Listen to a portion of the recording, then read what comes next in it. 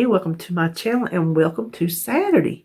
It is Saturday, so that means we're going to talk about what I had to eat the past couple days. First, I'm going to show you something I got this morning. I was at, what I tell you, at the butt crack of dawn. I see the butt crack of dawn more than I see, I think, any other time of day. Anyway, I was working on, I'm going to show you my before and after, one of my thrift finds. I'm going to show you. And I didn't have the right tack, so I needed to go to Lowe's. And, they open early, so I'm out to Lowe's early this morning. And I found the tack I needed. Well, the shelf thing that I bought, that's the $4.99 one is supposed to go on the wall. I don't want it on the wall. I just want it like standing up, but I didn't want it straight on the ground. I just wanted some little feet on it. It's not going to be big. It's not, a big tall cabinet, just a little, decorative little piece. And I thought, I am not going to go to Hobby Lobby and pay who knows how much for 4 little feet blocks or whatever you want to call it. If you buy actual, like, furniture feet, whew, I looked at them while I was in there after the fact. I didn't go to them first because I knew I wasn't going to buy it. I'm going to show you what I did. So, instead of, like I said, going to Hobby Lobby and buying 4 little things that would probably costed minimum $2 a piece, I'm going to say minimum $2 a piece. Look what I got. I got a whole 2x2. I don't. This. I had him cut the whole board up for me into little feet. So I have a whole bag of feet for anything I want. For guess how much? For this bajillion piece set. $3.88. So if you're doing crafts, don't overlook the hardware store, the whatever you want, whatever Lowe's is called these days, Home Depot. Don't overlook that. Just go in there and look and see what they got.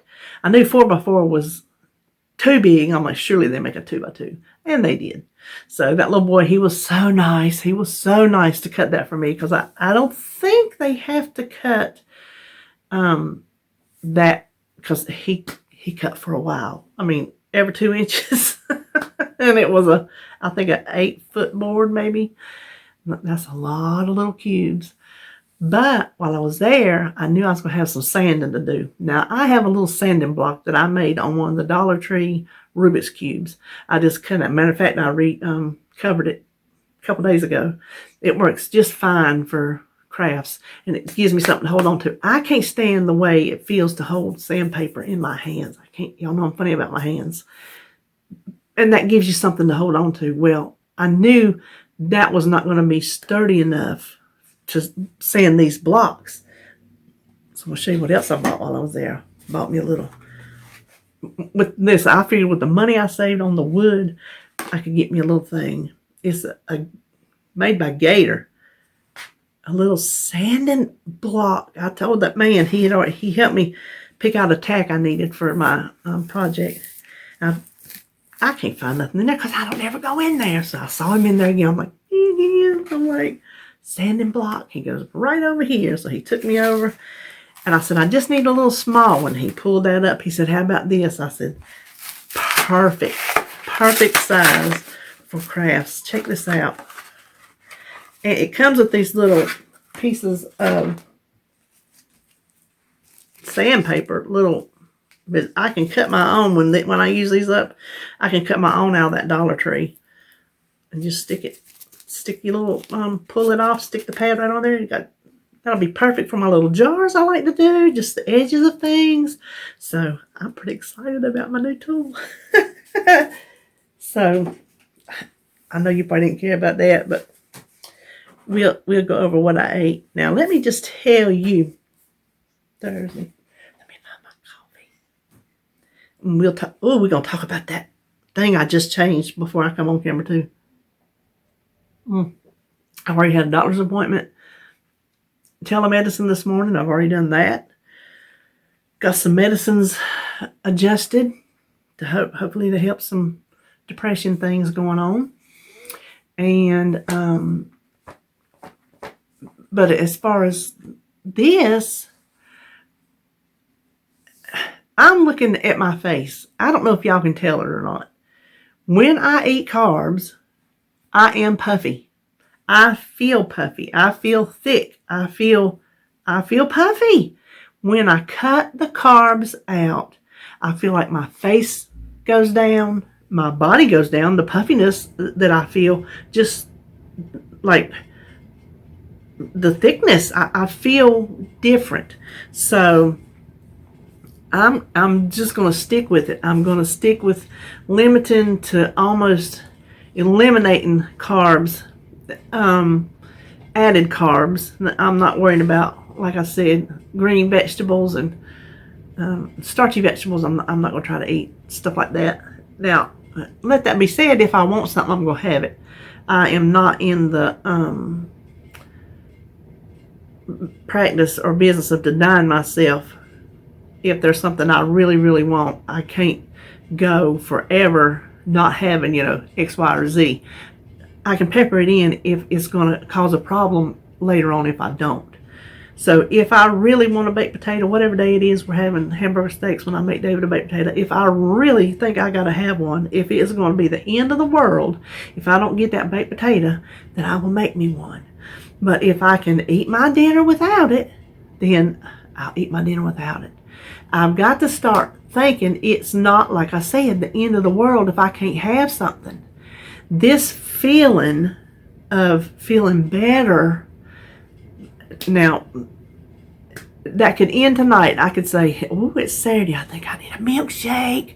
It could hit me just like that. But when I feel good about it, that's when I got to run with it. That's what you got to do. When you have those moments of clarity, you got to run with them, because I'll guarantee you 100% those moments of darkness, cloudiness, whatever you want to call them, will come back where things are not going to be as clear. And so when you do have a moment of strength that you can bypass up a certain food that you know you don't need, that the world ain't going to shut down because you didn't eat it. The world is not going to shut down if I don't have a chocolate chip cookie. I might think I'm going to, but I know it's not. So if there is a moment in time that I feel clear-headed enough to say, I could have that cookie if I want it, but I don't need it, and I can pass it by, then I'm going to pass it by. I'm not going to say, oh, well, I could take it, now maybe I'll just eat one and I'll be fine. No, if I don't need it, then I don't need to add that to the mix to even take the chance that it could turn into more. Just let it go. Just let it go.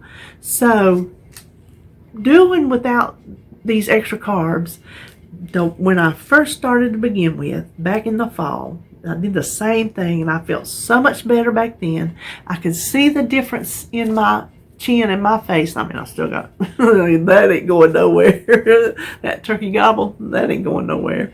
I don't have enough elasticity in my skin to suck it up. So that's just that. But the puffiness I feel is gone. So I just cannot go back to adding in the carbs. I just cannot. The rices and pastas and things. I just can't. Like I said, if I think I need it, then I will. But otherwise, I'm not. And I'm not counting calories. Obviously, I'm not counting points because I'm not doing Weight Watchers. I was keeping track of my calories and my carbs. But if I'm focusing on carbs, I don't need to worry about my calories. That's not to say if there's 0 carbs in it, I can eat until my head explodes. You know what I'm saying? That I can just eat so much of it. That just means I'm not going to focus on the calories as much as I'm going to focus on what I eat that does not contain the carbs. So, that being said, hold on. Exception. Let's let me eat some of those words. The world will fall apart if I don't get my coffee. That one is not changing. I told you before, unless the doctor tells me flat out, stop drinking your coffee, stop putting your creamer in it, because this will happen if you don't. This is not figured in to any diet I will ever be on in my entire life. Milk too. You know what, I thought about that when I was doing the grocery haul yesterday. I have gone back to drinking. I'll buy myself just a little half a gallon of whole milk, and then if and when I drink that whole thing before the week is up, I'll either drink my almond milk, or if I think I need cow's milk, I just drink some skim milk, what David drinks. And I thought, you know what? Y'all never hear me say that I drink milk, and I drink milk pretty much every day. I don't count milk. Never have I ever counted milk, no matter what diet I have ever been on in my whole entire life. I will not count milk. Milk is too important. Maybe you can get that stuff from other places, but to me, the calcium in milk is too important to ignore. And if the cost of carbs or points or calories is going to deter me from drinking it, I'm not counting those. So that's why you never see me talk about, well, I had some almond milk or I had some milk, because I don't count it. I just don't. Coffee and milk, those are my holdouts. Those are just holdouts to me. And some ketchup here and there. Y'all know that. So I just thought I'd bring that up since it crossed my mind when I was doing my grocery haul. So anyway, let's see, what did I eat? Thursday, I ended up with 29 net carbs. So I told you I wanted to try to stay between 20 and 30. So I think I did good. Snack early a.m. You know, early. I had a bag of pork rinds. Breakfast, I had 3 boiled eggs. Lunch, I had my last chili cheese dog. Snacks, I had some beef jerky. I got it at Big Lots. Not Big Lots. Oh my word. Aldi's. When me and Dave went to Aldi's a month or so ago. It's with the beef jerky, but it was called something else with a B. I don't know. It's just beef jerky is all it is. But it was teriyaki flavored. Ugh. I don't like it. I'll eat it to keep from wasting it, but I don't really care for the flavor of it. I like teriyaki chicken when we make it, but the flavor of this one was not too swoofed. And 2 of those little baby meat sticks from Aldi's. And then supper, I just had some of the leftover spaghetti we had with the spaghetti squash, because it needed to get eat up. And whatever I made. Oh, it was a pack of 2 pork chops David had found, 2 big thick pork chops. And so I just let him have that. I let him have one for supper here, and I'll let him take one with him, and I just take that leftover spaghetti. And then I had a helping of that creamy ranch broccoli, which is so very good. Then that brings us to yesterday, and I had 28 net carbs, so I feel good about that. Breakfast, I had eggs scrambled up with onions and cheese. Lunch, oh, I thought that was my last chili cheese dog. This one was my last one, because I missed the day. I was doing something. What day was that I had lunch on the road? Thrift store day. Then snack in between lunch and supper. That was a long time, and I was hungry. I made me a tuna salad, and I eat it with pork rinds. I was watching somebody, and they were talking. They do keto. See, you can easily follow keto people and know that what you're getting is low carb. Don't mean you're on keto or you're doing it strictly, you know, like they are, but you know that all keto is low carb. So you're safe to say, well, I can have whatever they're eating, or I can, you know, learn to make this substitution or that substitution and keep it low carb. Well, she was talking about they were having nachos. I'm like, nachos? What kind of nachos you having? And then she, in passing, commented they have it on pork rinds. I'm like, okay, maybe I'll try that. I thought I will have, instead of crackers, I'll have some pork rinds with my tuna salad. You know what? I scooped, I couldn't even eat the whole thing. I was going to, I made it. I made the whole can of tuna I was going to eat. I couldn't. I got full. I scooped it up with them pork rinds. It was good. Listen, I am a pork rind eater from way back. I probably cut my teeth on some pork rinds. This is a pork rind eating family. Well, except David. He don't really like them. But then I had one of those Colby Jack cheese sticks that I picked up at Walmart's and supper.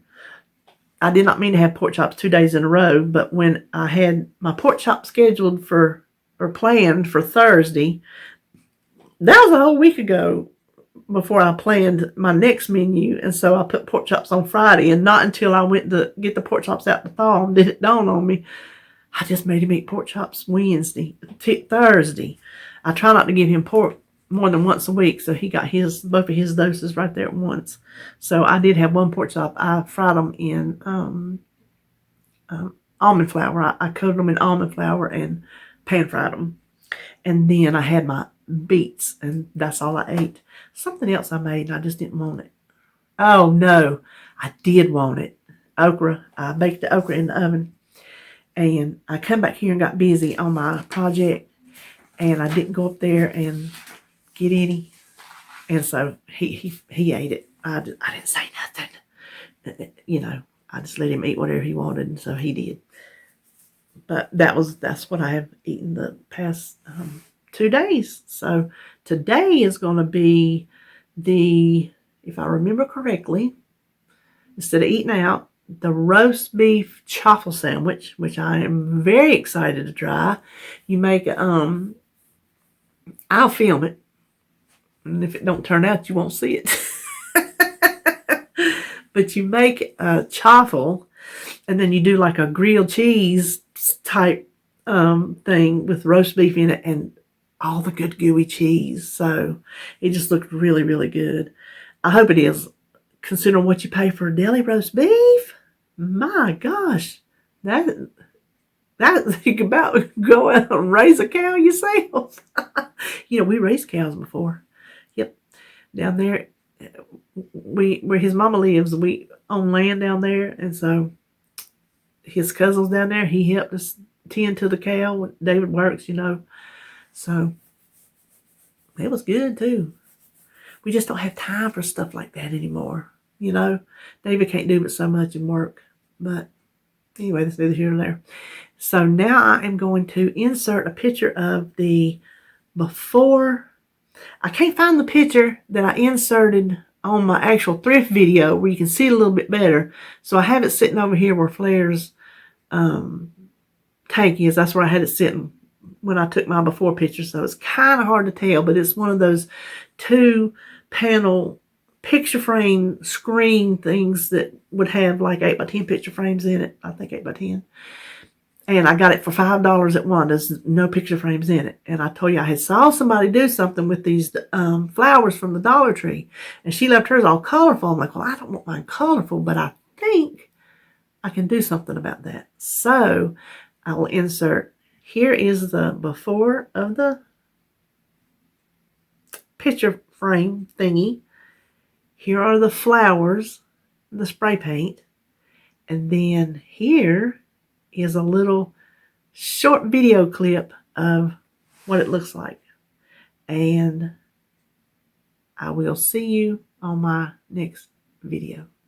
No, I won't. That clip is not coming up yet. We're not through talking. Aren't you lucky? I know, quit rolling your eyes. I tell you, we're going to talk about that. It says, that's the one I changed before I got on here. Focus on the journey, not the destination. Say what? Oh, are we guilty of that?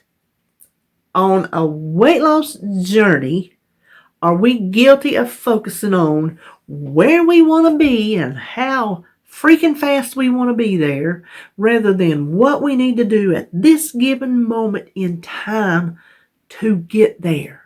Yes, we are. You know, I think about how much I got to lose. I started with over 200. I'm shooting for 200 pounds. the doctors probably want more than 200. I'm shooting for 200 pounds. So I am on a journey to lose 200 pounds. I've lost 55 of that. Do you know how I still have a person to lose? I still have one whole person to lose.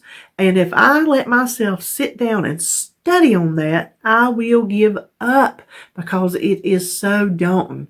It is so overwhelming to think what I have to accomplish. And the thing is, I want it fast. I'm not going to sit here and lie to you and say, oh, I'm so happy with it going just slow. If it goes slow, I ain't happy with that.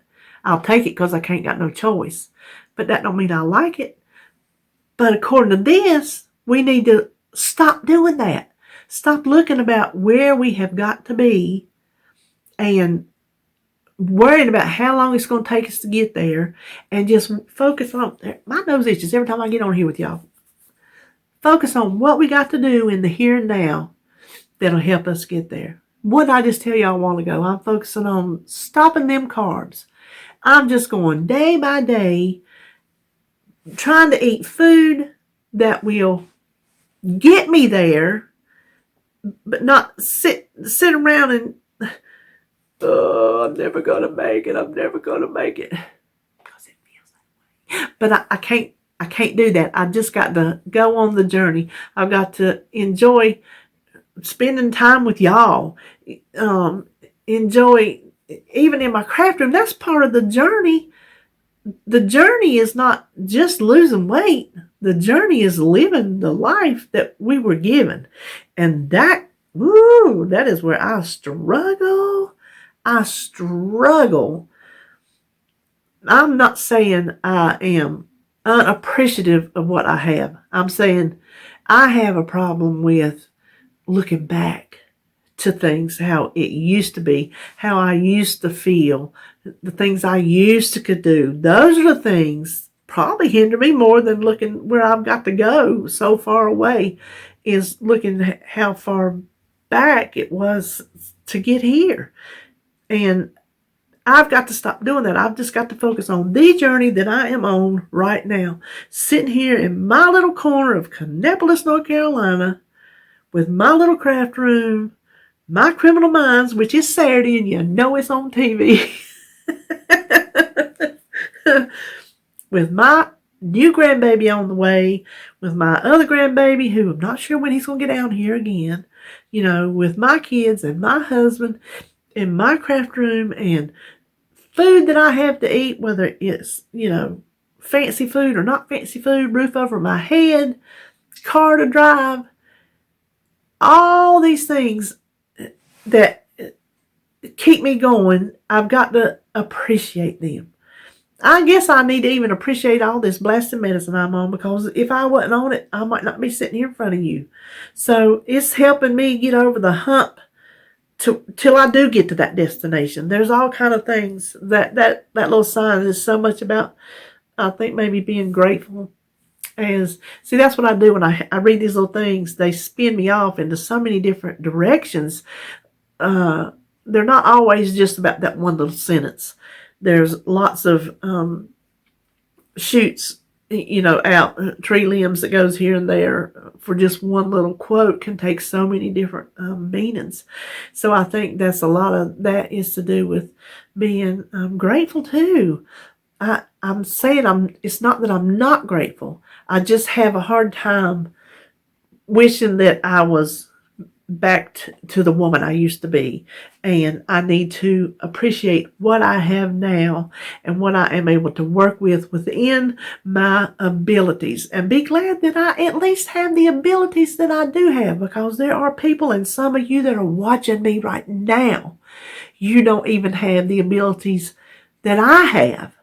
So I got no room to poor mouth myself. I sit over here sometimes and I get depressed, and poor pitiful me. What is it they do? You know what that is? Ain't that how they do it? World's smallest violin playing whatever. Did y'all say that back when you were growing up? I got to quit having my own pity parties. And sometimes that is hard to do. That's easier said than done. I think I've said it before. You can have one, just don't live there. I don't think having a pity party or feeling sorry for yourself or feeling bad is a bad thing in and of itself, as long as you don't live there. It can help you work through some situations. If you can sit down and a good cry, boy, that'll clear out a lot of things. You can just sit down and have a good cry. That cleared out a lot of stuff. Sometimes sitting down and just feeling bad and sorry clears the air to come back fresh. You know what I mean? Like this plant I got in here. I have got a ivy that it never sees the light of day. It just never does. It's indoor, and it'll stay up for a good little bit, and the next thing I know, it just starts to droop. So I'll take it over there in the kitchen, give it some water. I'll set it up in that window, which has no direct sun. It is just residual daylight. That's all it is. And within the day, that water and that little bit of daylight, it'll perk it back up. So that plant was over there. It was feeling sorry for itself, and it was drooping, and it was low. It just got a good rain, a good watering, a little bit of daylight, and it was back up and fresh. And so I think maybe that's what we have to do. So let's just worry about our journey that we're on right now, not where we're going. We'll get there if we just keep doing what we're doing. Now, that's probably a bunch of gobbledygook, and when I'm going back and editing this, I'll probably be rolling my eyes at myself thinking, girl, you lost it today, but you know what? Y'all been with me long enough to know it ain't always up there. Sometimes it's, cuckoo. Now I'm going to insert that little video of my project, and this time I will see you on my next video.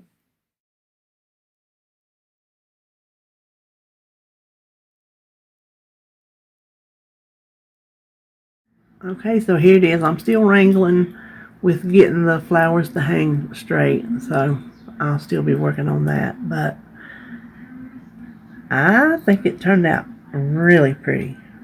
Now, I just got to figure out where to put it in my house.